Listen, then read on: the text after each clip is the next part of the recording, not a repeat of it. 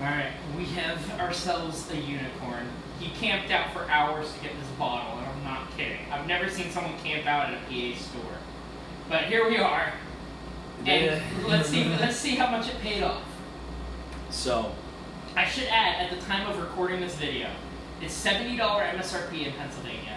Secondary is in between $550 and $800. This has been where it's been selling, not just where it's been priced at. yeah. It has sold steadily at $800 right now. Right now, this is pretty, like, it's absurd. I hear people talking about trading George T. Stagg, trading William LaRue Weller, Thomas H. Handy. Like, this is crazy shit to be trading for one of these. And on the nose already, pure bourbon notes. Sweet brown sugar, oak. A little heat, but again, this is the neck pour. And again, like, I'm swishing and it it's around. barrel strength, it's almost 115. Yeah, so. I'm swirling it around and it's already dissipating some of that burn. Oak, brown sugar, a little bit of that turkey funk of like peanut mustiness. A little bit of tobacco and vanilla. Very complex nose. And it's pretty, I don't want to say it's all over the place because it works well together. It's very well meshed. Yes. Like, it's well put together. It covers layers. the bases. Like, it's not like some noses where it's like a mishmash of a bunch of stuff. Like, this is very well layered. It doesn't compete with each other. Yes.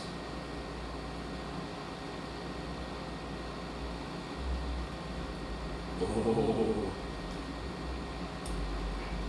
It's a little hot though. It is a little warm, but I was expecting that. Right. And again, I think that that's going to go away once that bottle sits for like 3 weeks. This is one of those ones where it's so viscous that it almost feels like there's physical like particles of it. Yeah, the mouthfeel on this is superb. It almost feels grainy at times. Yes, the mouthfeel on this is absolutely superb. Like, it's thick, it's syrupy, a little bit oily, but it comes through with like that signature wild turkey toffee, vanilla, tobacco, and then oak spice for sure. And then the front end is just like all brown sugar. Like, it's super sweet on the front end, but it's also not as aggressive as like the Knob Creek brown sugar we've gotten on so many different bottles. Especially their higher end stuff. And honestly, this is more of a desserty whiskey because there's not a lot of fruit. People kept saying fruit, but I'm not getting a lot of fruit. I'm not getting really any, if I'm being real. Maybe a little bit of like dried dates, but that's about it. I almost get like a raisin, maybe? A little bit of raisin. I think more honey roasted dates is what I'm getting. It's definitely like dry. Dark fruit. Yeah, dry. Yeah. But again, also not on the level of Knob Creek. Not at all. Like, this is definitely a distinctly wild turkey product, but it's hitting every single bourbon base that I love, with between the brown sugar, vanilla, and I actually think toffee is like a really like hard to get flavor in bourbon, but wild turkey gets it all the time. And then the tobacco definitely tones down the bitterness. Yeah, the only box it doesn't tick for me is chocolate, but I can't expect it all. No, honestly, wild turkey is something you should never expect chocolate from. Exactly. That's like a Maker's Mark or chocolate malted whiskey kind of thing.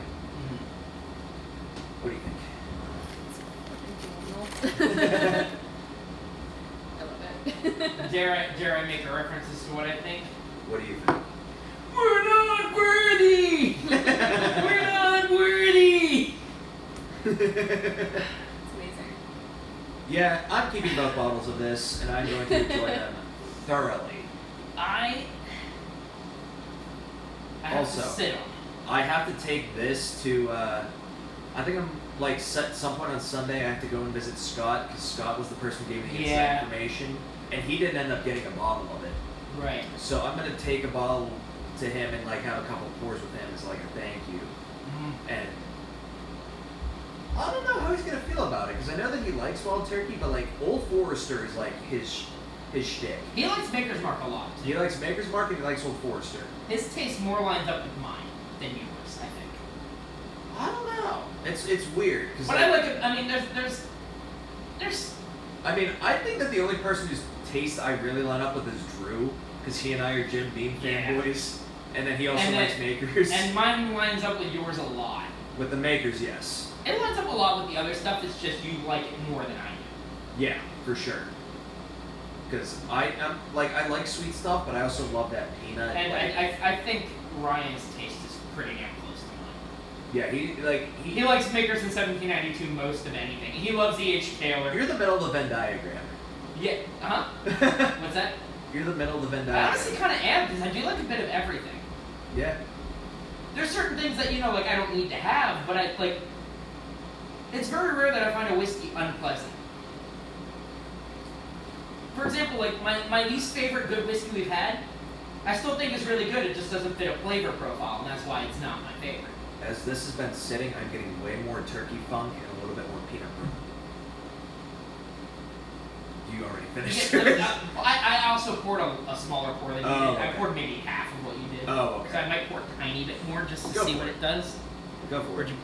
It's on fucking video. It's almost like you put it up so that people can see what it is. It's almost like go fuck yourself. Maybe I will. Can I Yeah, watch? let that sit for like 5 minutes. Okay. Don't even touch it for 5 minutes. Well, swirl it, but don't sip it for 5 minutes. Okay. Well, I'm gonna end the video here. Just I think that this like stands out as like the best wild turkey product I have had. Oak and all the sweet sugary notes that I love, this has a plethora of. I might hold it and trade it for something crazy that comes out. I think that might be the best bet if it's not your favorite.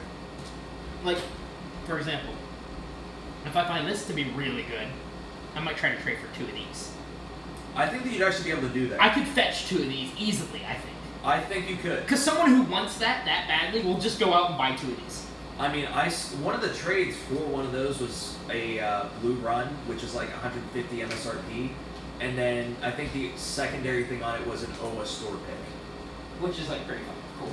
Yeah, like OA store picks on secondary are fucking high. Right. That's like $120. Right. So I think that you could get 2 little books pretty easily for that, especially because Little Book is sitting on shelves right now. I could probably, maybe I could fish for a 3. You could, and I think you might get it. And at that point, I would like to talk to you about trading for that. Repeat that? I would You're like sa- to you're talk to you about trading for the Little Book, Chapter Like 3. me getting the 3 and you getting that? No. Oh, like you want something for the 3. Yes. Or you want the 3 and I get something. Yes. Little Book Chapter 3 is like one of my like pinnacle pours. I could also just be a maniac and try to post this for 1792 High Rye. It's discontinued and it's a grand on secondary. I think you would be very disappointed doing it. Probably, but like You I'm could. not gonna do that. But You like, could. I just think you would be disappointed. post it for 3 sweet weeks. I think you'd be a little more happy with that. I think you'd be a lot more happy with that. That I could sell one to Ryan for the price I got this bottle for. Yeah, that's also true. Because he said he would pay $75 for a bottle of sweet. Anyways, Anyway. Russell's Reserve 13 year. This I think is, it lives up to the hype. It does for me, and I'm excited to see the heat go away a little bit because it has the type of heat. Yeah, that as you I know let is this gonna sit, sustain. if I sit and I get more peanut butter on this, I'm keeping it. Yeah. That's the note I'm now looking for. If it has that peanut note, I want it. Yep. Because What? that's slowly, aside from like the chocolate and a lot of the sweet brown sugary caramel that you get from a lot of the Maker's Mark, that's a note I'm looking for. Yep. All the time. I like the peanut funk out of a lot of the Jim Beam stuff. That's why I like a lot of the Heaven Hill bourbon. Yep. And that's why I've liked odds and end things that have had a ton of peanut for no reason. That's why Granny's Batch has been my favorite Booker's Oh, too. I love it so much. I'll have you try that soon. Yes. You gotta let me revisit it too, just because I need another sip of Granny's Batch. We'll do it for another small tasting. I'm We'll trying to do make it that when nice. Ryan's with us. Yeah. Is that your all-time favorite? From Booker's, yes. Yeah, we'll do it when Ryan's with us because Yeah. he had it just the once. Yes. But if we're gonna revisit it, I want us to all 4 of us at least Yeah. maybe Elise if she wants to try it. But, Yeah, for sure. but all right, I mean, we have the unicorn, and honestly, like I can see why. It's well worth the hype. And This is the best way to describe this. This is Wild Turkey's stag, pretty much. I would Stag Jr., yes. Stag Jr., yes. Their Stag, or George T. Stag, is the 2003 Russell Reserve. Well, yes, but that's sort of It's impossible to find. unobtainium. Yes. This is, and I put this in between Stag Jr. and Stag in terms of what this ranks as in their lineup. I love this because I also do like Wild Turkey better than Buffalo Trace. As much as I love Stag, George T. Stag, we tried it. I don't think it's my favorite anymore though. No, it's one of the best whiskeys I've ever had, and it's a 10 out of 10, but it's not my I favorite. have a couple other 10 out of 10s I prefer. Yes. Now I gotta ask then. We haven't done this in the last couple. What do you rank this 10 out of 10? I think at the moment I put it at a 9.5. I agree with that. I want to see where it's at in 3 weeks. I also want to see if I start getting peanut brittle, I'm bumping that to a 10 right now. In fact. Have a nice little taste. It'll be on the back end.